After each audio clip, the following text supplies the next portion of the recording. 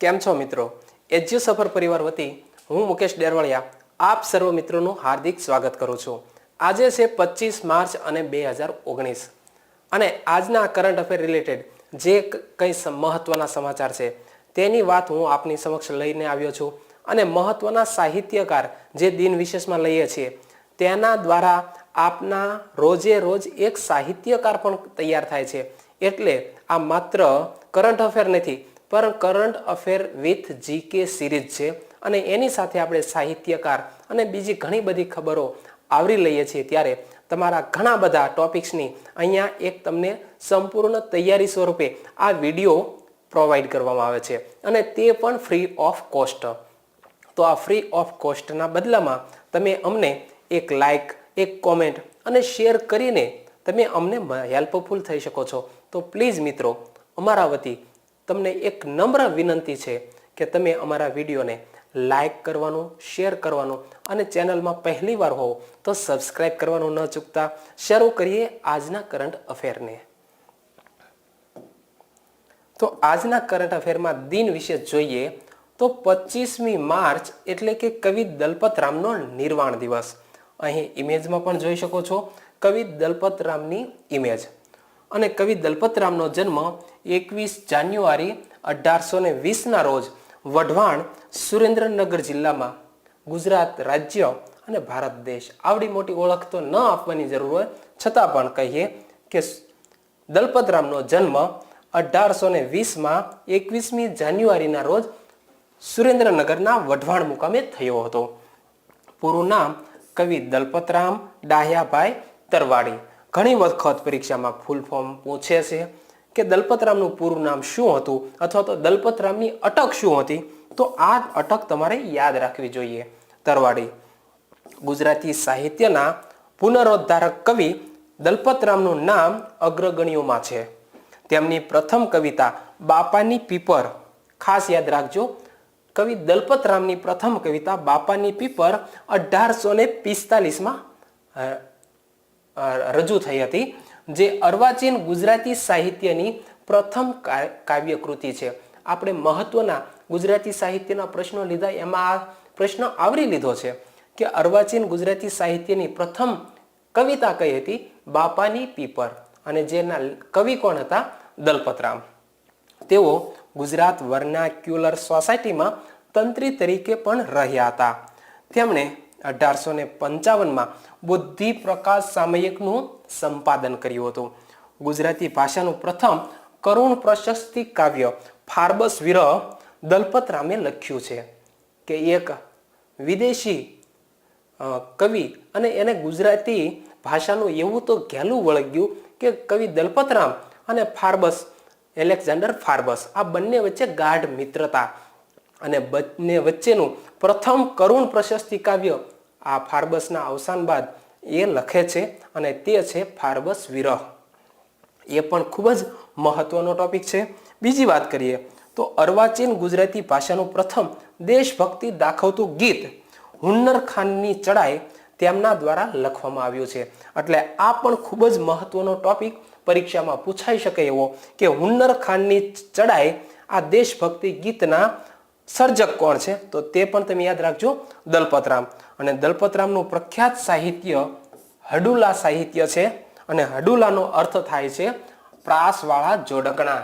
એટલે કવિ દલપતરામ આવા પ્રાસવાળા જોડકણા ખાસ લખતા હતા અને પ્રાસવાળા જોડકણાને ગુજરાતી ભાષામાં હડુલા તરીકે ઓળખવામાં આવે છે. દલપતરામને રૂડી ગુજરાતી રાણીના વકીલ તરીકે ઓળખવામાં આવે છે. પરીક્ષામાં પૂછાઈ ગયેલો પ્રશ્ન, રૂડી ગુજરાતી રાણીના વકીલ તરીકે કોને ઓળખવામાં આવે છે? કવિ દલપતરામને. અને તેમનું અવસાન 25મી માર્ચ એટલે કે આજે 1898 અમદાવાદ મુકામે થયું હતું. તો જો તમને અમારો આ વિડીયો ગમે તો મિત્રો લાઈક કરવાનું તો ન જ ચૂકતા. આપણે આગળ વધીએ કરંટ અફેરમાં. તો 25મી માર્ચ ચંદ્રકાંત બક્ષીનો નિર્વાણ દિવસ. ચંદ્રકાંત બક્ષી પણ એવા જ ઊંચા ગજાના ગુજરાતી સાહિત્યકાર. એમની વાત કરીએ તો જન્મ 20 ઓગસ્ટ 1932ના રોજ પાલનપુર, બનાસકાંઠામાં થયો હતો. પાલનપુરને સુગંધીઓનું શહેર એટલે કે અત્તરનું શહેર કોને કહેવામાં આવે છે? પાલનપુરને, અને ત્યાંનું અત્તર ખૂબ વખણાય છે પાલનપુરનું. સોલંકી વંશના શાસક સિદ્ધરાજ જયસિંહનો જન્મ પાલનપુરમાં થયો હતો. આ પણ પરીક્ષામાં પૂછાઈ ગયેલું. તો ઘણા બધા ઇમ્પોર્ટન્ટ ન્યૂઝ અને એની સાથે જીકે આજે હું તમારી સમક્ષ લઈ રહ્યો છું. તો ખાસ યાદ રાખજો, પાલનપુરનું અત્તર વખણાય, સોલંકી વંશના શાસક સિદ્ધરાજ જયસિંહનો જન્મ પાલનપુરમાં થયો હતો, અને તેમના ચાહકોમાં તેઓ બક્ષી અથવા બક્ષી બાબુના નામથી જાણીતા છે એવા ચંદ્રકાંત બક્ષી. તેમના લખાણોમાં ગુજરાતી અને ઉર્દુ શબ્દોનું મિશ્રણ રહેતું હતું. આધુનિક ગુજરાતી સાહિત્યના અગ્રગણ્ય અને જાણીતા લેખક આ ચંદ્રકાંત બક્ષી છે. કલકત્તામાં તેમણે 12 વર્ષ કપડાની દુકાનમાં વેપાર કર્યો, અને ત્યાં તેમણે પોતાની પ્રથમ વાર્તા મકાનના ભૂત લખી હતી. તેમનું પ્રથમ પુસ્તક પડઘા ડૂબી ગયા 1957માં પ્રકાશિત થયું, અને 1999માં મહારાષ્ટ્ર સરકાર દ્વારા તેમની મુંબઈના શરીફ પદે નિમણૂક કરવામાં આવી હતી. તેમની આત્મકથા બક્ષીનામા ગુજરાતી દૈનિકના સમકાલીનમાં હપ્તાવાર પ્રગટ પણ થઈ હતી. એટલે ખાસ યાદ રાખજો, બક્ષીનામા ચંદ્રકાંત બક્ષીની આત્મકથા છે. 1984માં મહાજાતિ ગુજરાતી માટે ગુજરાતી સાહિત્ય અકાદમી દ્વારા અપાયેલ પ્રથમ ઇનામ તેમણે પાછું આપી દીધું હતું. ગુજરાત સરકારે તેમની ટૂંકી વાર્તા કુત્તી પર અશ્લીલ લખાણ માટે કેસ કરેલો. થોડા સમય બાદ ગુજરાત સરકારે પ્રતિબંધ હટાવી લીધો હતો, અને તેમનું અવસાન 25મી માર્ચ 2006ના રોજ અમદાવાદ ખાતે હૃદય રોગના હુમલાથી થયું હતું. અહીંયા તમે તેમનું એક પુસ્તક પણ જોઈ શકો છો, મહાજાતિ ગુજરાતી, અને તેના લેખક છે ચંદ્રકાંત બક્ષી. ત્યાર પછી ભારત લેવલના સમાચાર જોઈએ તો 64માં ફિલ્મફેર પુરસ્કાર સન્માન સમારોહ યોજાઈ ગયો છે. 23મી માર્ચ 2019ના રોજ મુંબઈમાં આ ફિલ્મફેર એવોર્ડ યોજાઈ ગયો છે. 64મો ફિલ્મફેર પુરસ્કાર હતો, અને આ પુરસ્કાર 27 કેટેગરીમાં જુદા જુદા એવોર્ડ આપવામાં આવ્યા છે. 1954માં પ્રથમ વાર ફિલ્મફેર પુરસ્કાર યોજાયો હતો 1954માં, અને આ વખતે જે ફિલ્મફેર પુરસ્કાર 64મો યોજાયો તેમાં સર્વશ્રેષ્ઠ ફિલ્મ કઈ રહી છે? રાજી. તો તમે અહીં ઇમેજમાં પણ જોઈ શકો છો, રાજી ફિલ્મ એ ફિલ્મફેર પુરસ્કાર એવોર્ડમાં છવાયેલી રહી. સર્વશ્રેષ્ઠ અભિનેત્રી આલિયા ભટ્ટ એને રાજી ફિલ્મ માટે સર્વશ્રેષ્ઠ અભિનેત્રી ઘોષિત કરવામાં આવ્યા છે. સર્વશ્રેષ્ઠ અભિનેતા રણબીર કપૂર અને સંજુ નામના, એટલે કે સંજય દત્તની બાયોગ્રાફી જે પિક્ચર ઉપર બની છે એ ફિલ્મનું નામ છે સંજુ, અને એમાં રોલ ભજવનાર રણબીર કપૂર એને સર્વશ્રેષ્ઠ અભિનેતા જાહેર કરવામાં આવ્યા છે. તાજેતરમાં ACI 2018ના રેન્ક મુજબ IGIA દુનિયાનું 12મું સૌથી વધારે વ્યસ્ત એરપોર્ટ જાહેર કરવામાં આવ્યું છે. તમે અહીં ઇમેજમાં પણ જોઈ શકો છો કે વિશ્વનું સૌથી વ્યસ્ત એરપોર્ટ કયું જાહેર કરવામાં આવ્યું છે. તો આ ખાસ યાદ રાખજો, IGIA એટલે કે એ કયું એરપોર્ટ? તો કે ઇન્દિરા ગાંધી ઇન્ટરનેશનલ એરપોર્ટ દુનિયાનું 12મા નંબરનું સૌથી વ્યસ્ત એરપોર્ટ છે, અને આ એરપોર્ટ ક્યાં આવેલું છે? દિલ્હીમાં આવેલું છે. દુનિયાનું સૌથી વ્યસ્ત એરપોર્ટ એટલાન્ટા એરપોર્ટ છે, એ પ્રથમ નંબરે છે, અને તે ક્યાં આવેલું છે?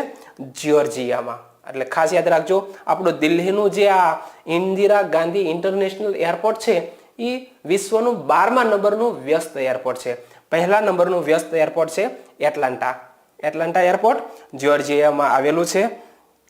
અને ACI એરપોર્ટ કાઉન્સિલ ઇન્ટરનેશનલ, આ તેનું ફૂલ ફોર્મ થાય છે.